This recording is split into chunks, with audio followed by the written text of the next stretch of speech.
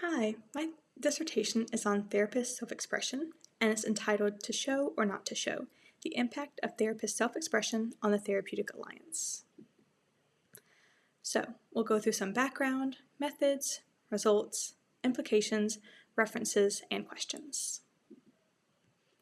So, before we begin, a little bit about me.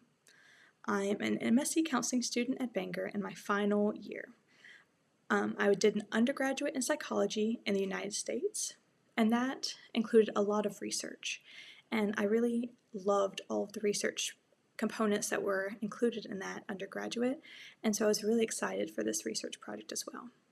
Along with that, I have visible piercings and tattoos, and beginning to work with clients, I really wanted to understand the impact that these modifications might have on clients, which has led me to want to do this research. So, the research basis for this study.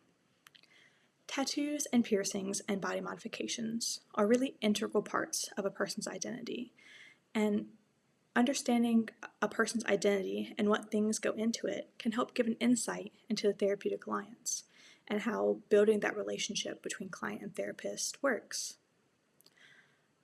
Piercings and body modifications really have a lot of stigma throughout history, and they've generally been viewed as negative, and it has been found that women are more often viewed more negatively than men. And so it's really important to understand how that stigma may work in therapy and if there's any kind of discrepancy between men and women. Along with that, there's often a client preference based on their comfortability with what gender is preferred for a therapist. And so we wanted to look at that, both the stigma and the gender components, to see if there's been an impact of body modifications on a therapist's choice. And then in different professions, there's differences in what is viewed as professional and the standards for how someone should dress or someone should look. But in therapy, there's not really that same standard. There's lots of individual variability, there's lots of being very personable for therapists, and so there's not really like a standard of what someone should look like. And so we want to look at how someone expresses themselves with piercings and tattoos for therapy specifically.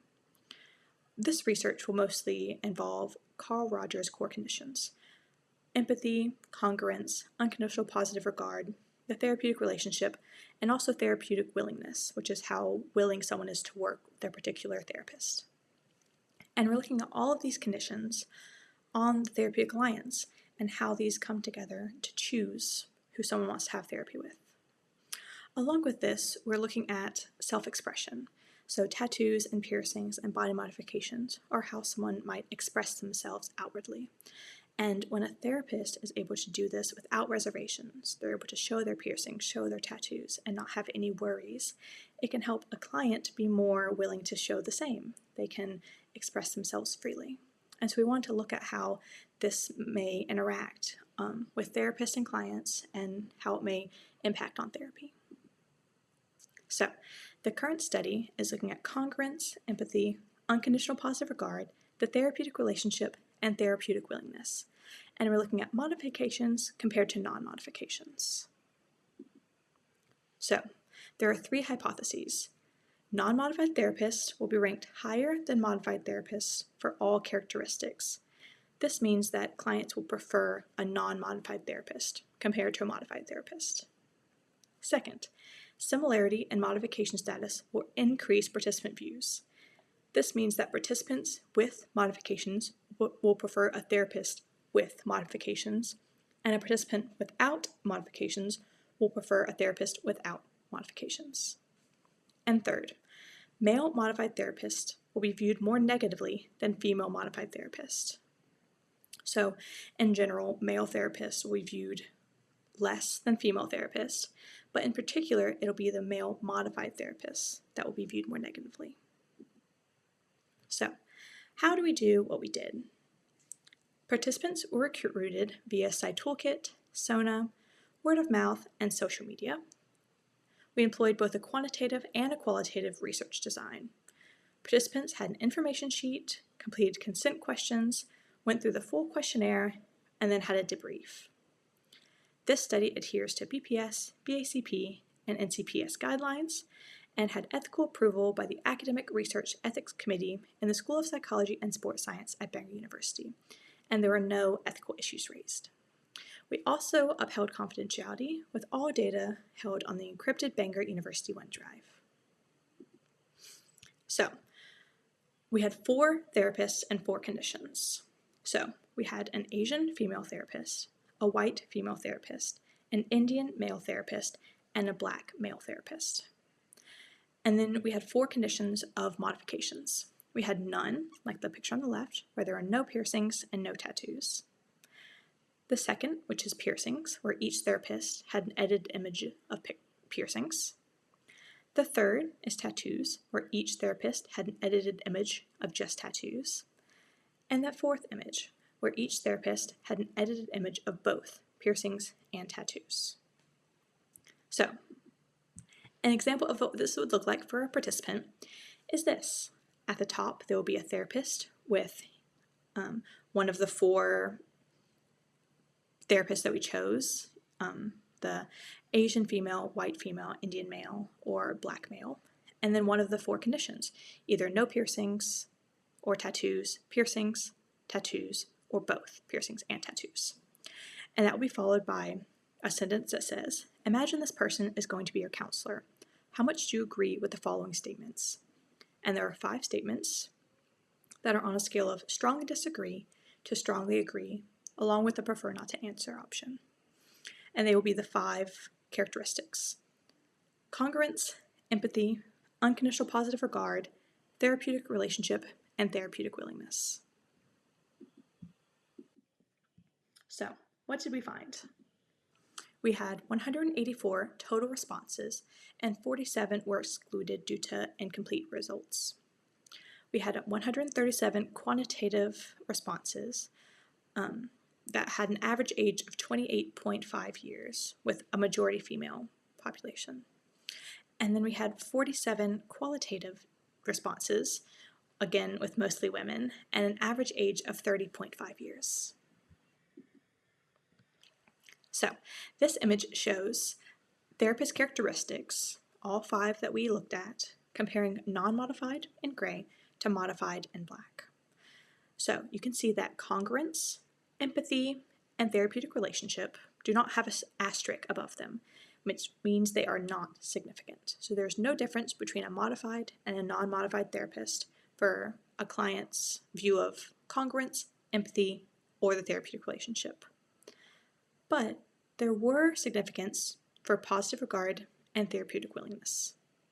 For positive regard, it was found that clients viewed modified therapists as having a higher score for positive regard than non-modified therapists, which showed they had more positive views towards a perceived client.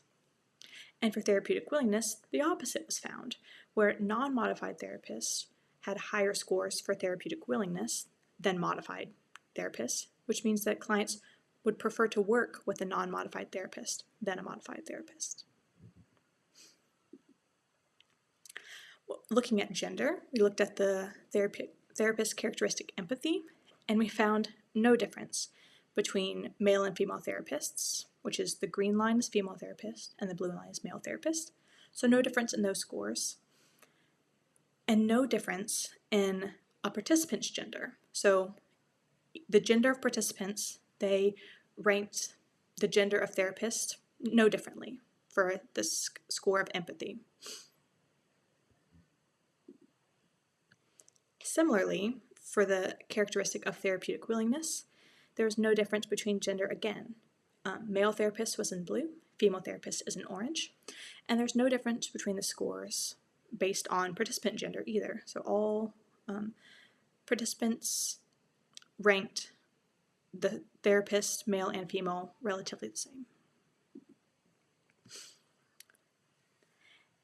In this graph, at first we'll look at positive regard, which is in the green, and just like the first bar graph, it showed that modified therapists were ranked higher for positive regard than non-modified therapists, which is the dark line compared to the light green line, which is what we found before.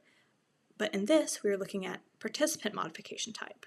So on the left is the modified participant and the right is a non-modified.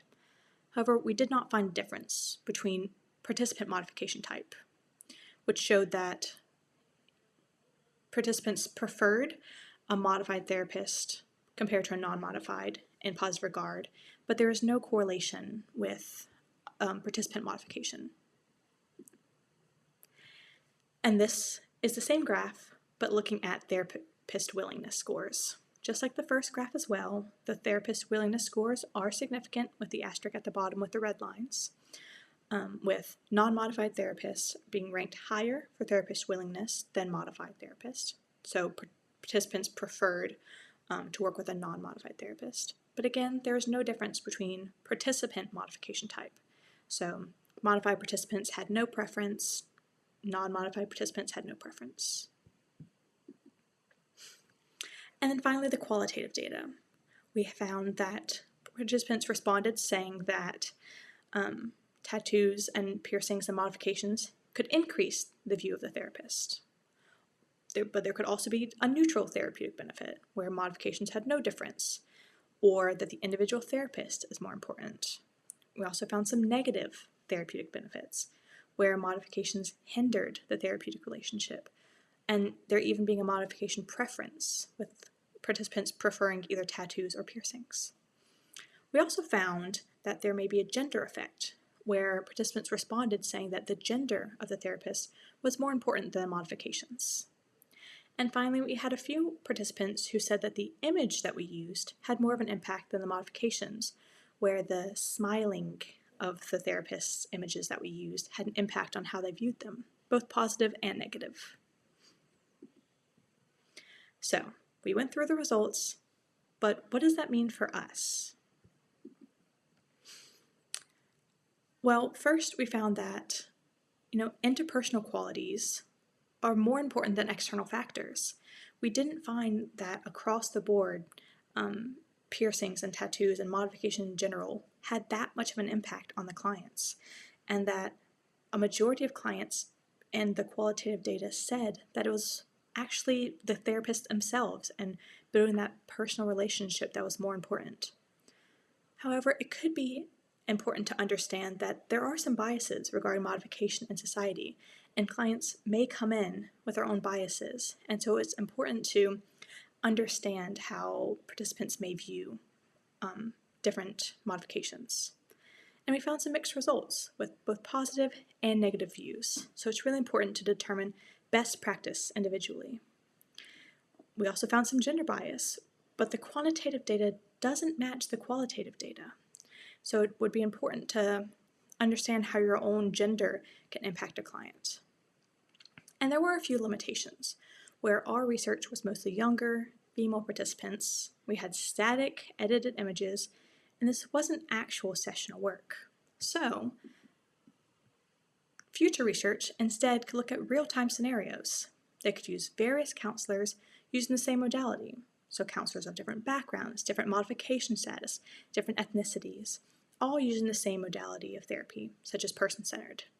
Participants could rank their counselors from who they most wanted to work with to who they least wanted to work with, and they could have 2 single-session therapy sessions. One with their highestly ranked, and one with their least high ranked.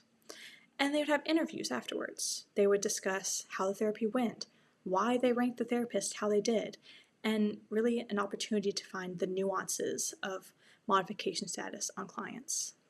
The limitations in this could be the modality offered, in person, the type of therapy, recruitment, how would you get these participants, and how would you get these therapists, and then funding, how would you pay for these people to come and do this study?